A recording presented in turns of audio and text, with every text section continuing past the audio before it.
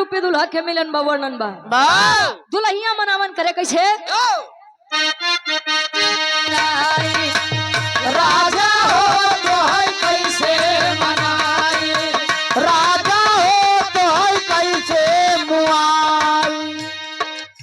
मुआई नहीं मनाई पहले मनावा अरे रतिया में हमरे ना लागयो भाई दुल्हा हो का हो बिना माइक कितना तेज चिल्लाते हैं अरे रतिया में हमरे ना लागयो भाई दुल्हा हो तो है कैसे मनाई दुल्हा हो तो है कैसे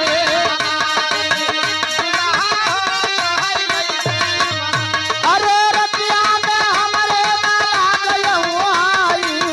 रतिया में हमारे माला गयो आई परमद हो तो है कैसे जगाई परमद हो तो है कैसे